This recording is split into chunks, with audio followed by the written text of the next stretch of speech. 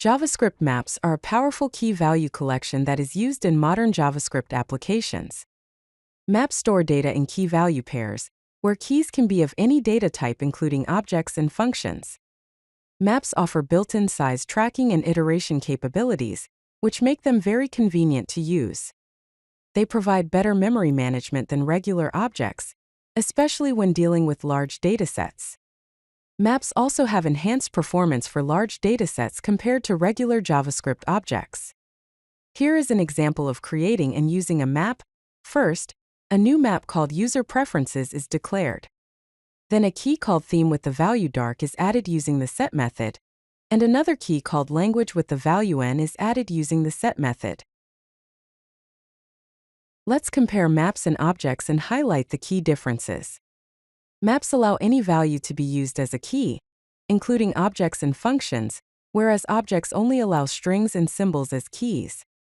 Maps have built-in size tracking using the .size property. Objects do not have a built-in way to track size and require manual calculation. Maps iterate in insertion order, but objects do not guarantee any specific order of iteration. Here is an example showing how to create a map and use an object as a key. First, a new map is created and assigned to the variable map. Then an object is created and assigned to the variable object key. Then using the set method, we are adding this object key as the key, and the string value as the value in the map. To retrieve the value, we can pass the object key to the get method. We can also get the size of the map using the size property, which will return 1 in this case. Here is an example showing how to create an object and use an object as a key.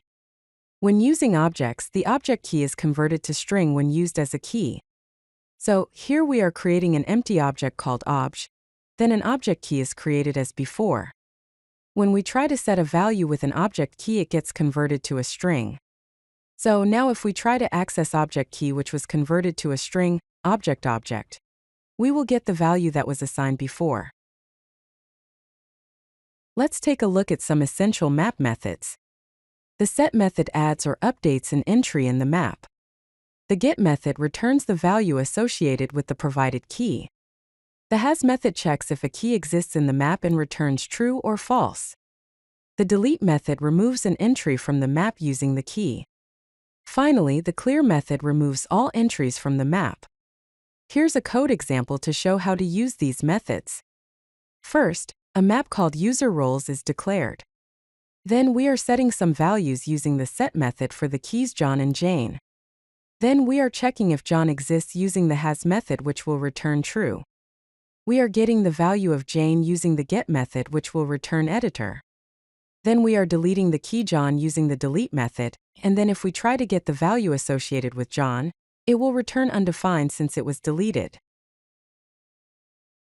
Let's explore the map iteration methods. The keys method returns an iterator for the keys in the map. The values method returns an iterator for the values in the map.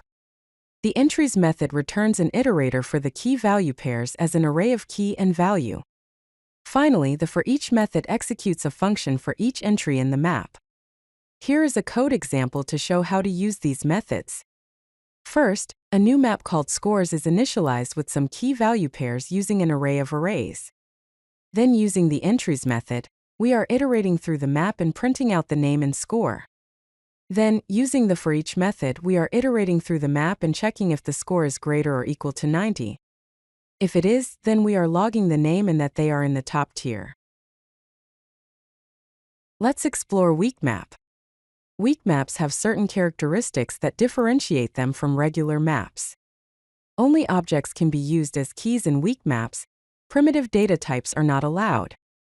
Keys in weak maps are weakly referenced, meaning that if there are no other references to the key object, then the garbage collector can remove it from memory. Weak maps do not have iteration methods or the size property. Weak maps are useful for storing private data in object-oriented programming. When object keys become unreachable, their entries are automatically garbage collected. Here is a code example to show how to use a weak map. A new weak map called private data is declared. Then a class called user is declared with a constructor that takes a name parameter.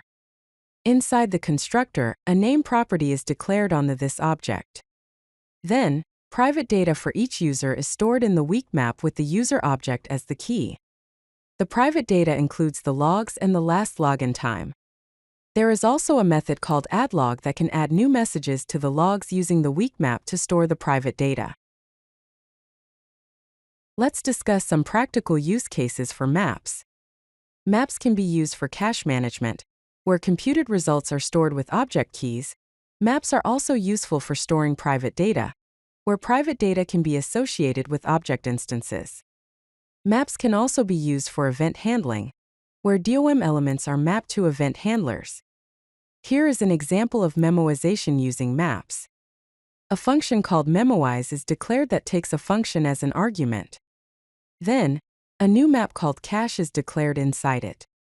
This memoize function returns another function that takes a variable number of arguments. First, a key is created from the arguments by converting it to JSON string. If the cache already has this key, then return the value, otherwise call the passed-in function with the arguments. Then set the value in the cache and return the result. Now we are creating a new variable called expensive operation, using this memoize function with a complex function passed to it which multiplies two numbers. Let's discuss the performance considerations of maps. Here is a table that outlines the time complexity for various operations on maps and objects. For insertion, deletion, and search operations, maps and objects have a time complexity of big O of 1. However, for checking the size, maps have a time complexity of big O of 1, whereas objects have a time complexity of big O of n. Finally, for iteration, both maps and objects have a time complexity of big O of n. Maps consume more memory than objects for small collections, but scale better with large datasets. Use maps for frequent additions, removals, and when keys are unknown until runtime. Maps maintain insertion order, and they provide better performance for size operations and key value pair management. Let's go over the best practices and patterns to use when working with maps. Use method chaining to perform multiple operations at once for convenience. Always verify if a key exists using the has method before trying to access it to avoid errors. Always delete unused entries in the map to prevent memory leaks. Here is an example of best practices in action. A class called Cache Manager is created. The constructor initializes a new map. There is a set method that takes a key value and time to live. It stores the value with an expiration date in the map and returns the value. The get method checks if the key exists in the cache. If not, it returns null. If the item exists but has expired, it deletes it from the map and returns null. Otherwise, it returns the value of that item. Let's take a look at some advanced patterns and pitfalls to avoid when working with maps. When using objects as keys, different object references are treated as different keys, even if they contain the same content. Maps are not automatically serialized by the JSON stringify method. You must convert it into an array of entries before using it. Maps also don't do automatic type conversion for keys, unlike objects. Here is a code example to show this pitfall. First, a new map called userMap is created. Then two objects, userKey1 and userKey2 with the same values, are created. Then the userKey1 is used to set the value John in the map. Then, when we try to get the value using userKey2, it will return undefined because they are different references. A function called serializeMap is created to convert the map to an array of entries, which can then be stringified. Let's recap the key takeaways of this video. Maps are excellent at managing key value pairs and provide better performance and flexibility than objects. Weak maps provide automatic memory management for object references. Maps built-in iteration and size tracking make them ideal for data-heavy applications. Method chaining and proper cleanup patterns, such as deleting unused entries, ensure efficient map usage. For further learning, please refer to the MDN web docs for JavaScript maps, the JavaScript specification for map objects, and also the map performance benchmarks. Remember to choose the right tool for your use case. Maps are excellent when you need frequent updates and complex key types. If you like this video, hit that like button and don't forget to subscribe. Visit CodeLucky.com for more such useful content.